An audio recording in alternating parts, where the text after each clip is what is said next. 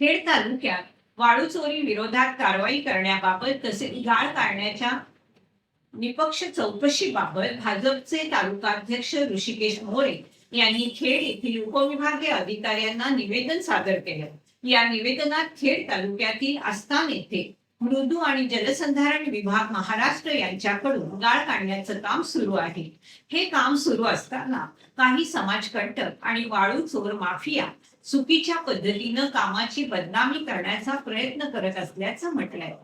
पुढील 48 तासात यांच्यावर कारवाई व्हावी, अन्यथा त्याच नदीमध्ये उपोषण करून आंदोलन छेडण्याचा इशारा ऋषिकेश मोरे यांनी दिलाय. नमस्कार. मी ऋषिकेश मोरे. आज आम्ही आस्तनगावच्या नदीमध्ये आहोत, जे पर्यामध्ये जिथे गाळ काढण्याचं काम चालू आहे.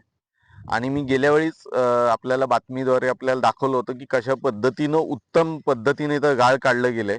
आणि ज्यामुळे गाळ काढल्यामुळे आपण बघाल की आजूबाजूच्या नदीतून म्हणजे आजूबाजूच्या जमिनीतून जे जमिनीची धूप होत होती बाजूची, ती धूप होण्यापासून आम्ही थांबवलंय, जेणेकरून नदीचा प्रवाह कुठेही उलटा सुलटा फिरू नये व सरळ प्रवाह जावा आणि लोकांच्या शेतजमिनी वाचाव्यात, ह्यासाठी केलेला निव्वळ आमचा प्रयत्न होता. आणि त्या पद्धतीने आपण बघाल की लोकांच्या बऱ्याचशा जमिनी वाचलेल्या, लोकांची शेती वाचलेली आहे. लोक आशीर्वाद देत आहेत की ज्यांची शेती वाचले, जमिनी वाचल्यात.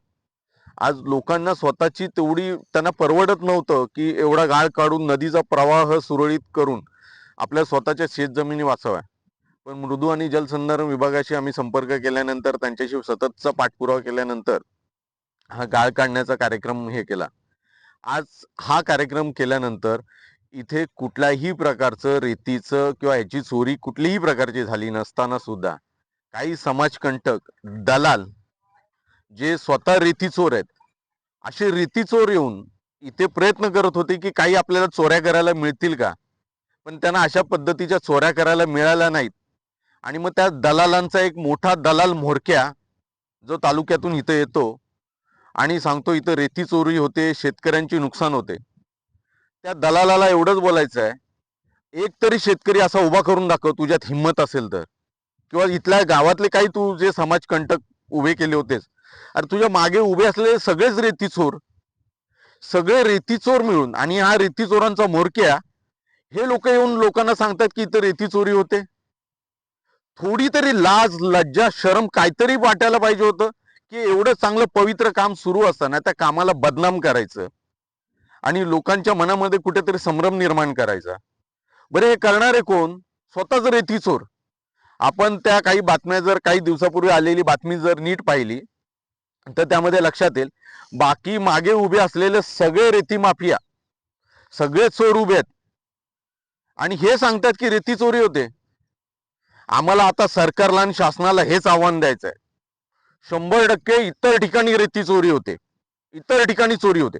आता ही सगळी रेती चोरीवरती शासनाने कारवाई करायची आहे. ज्या चोरांना वाटतं ना की रेती चोरी होते, जे स्वतःच रेती चोर आहेत, त्या चोरांवरती कारवाई झालीच पाहिजे. कारण त्यांनी ज्या ठिकाणी इतर ठिकाणी जी रेती काढलेली, आजूबाजूला जी रेती काढतायत, ह्या सगळ्या अड्ड्यांवरती प्रशासनाने कारवाई केलीच पाहिजे.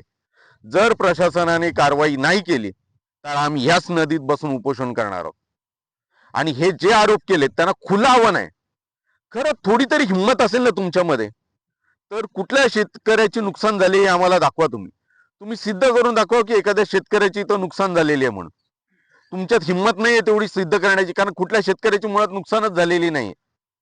पण तुमच्यासारख्या चोरांच्या पोटात दुखायला लागलं म्हणून आज येऊन इथे एखाद्या कामाची बदनामी करताय आणि एखाद्या झालेल्या कामाबद्दल तुम्ही चुकीच्या पद्धतीनं लोकांमध्ये नेरेटिव्ह सेट करण्याचा प्रयत्न करताय.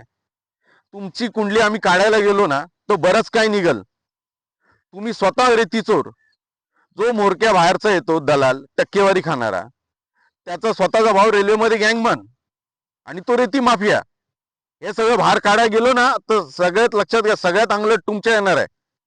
पण आम्ही काय बोलत नाही. आमच्या विभागातलं एक आहे खरकट्या, जो लोकांचं खरकट म्हणजे तुम्हाला सांगतो टक्केवारी खाणारा मोरक्या, आणि जी काय उरलेली टक्केवारी असते तो खरकटा जमा करून खाणारा तो महेश मोरे. त्या महेश मोरेचा संबंध काय? अरे स्वतः घरात राशन खायचे वांदे आणि तू लोकांच्या कामावरती इथे येऊन टीका करतोस. स्वतःचं गाव किती सुधारलंयस? इथल्या कामावरती दलाली करून पोट भरणारा तू, अरे तुझी तेवढी लायकी आहे का की तू आमच्या कामावरती टीका करणार किंवा इथल्या झालेल्या कामावरती टीका करणार? तुम्ही सगळे दलाली खाऊन पोट भरलेली माणसं आज इथं दलाली खायला भेटत नाही म्हणून इथं येऊन आम्हाला तुम्ही इथल्या भागावरती टीका करताय. ज्या गोष्टीचे आरोप केलेले आहेत ना, खरंच राजकारणात असाल ना तुम्ही, तर ती रेती चोरी झालेली सिद्ध करून दाखवा, शेतकऱ्यांचे नुकसान झालेले सिद्ध करून दाखवा. एकतरी शेतकरी उभा करून असा दाखवा ज्याचे नुकसान झाले. जर तुम्ही उभा केलात तर आम्ही तुम्हाला मानू, नाही तर तोंड काळं करून इथून निघून जा. खुला चॅलेंज आहे, खुलं चॅलेंज तुम्हा लोकांना.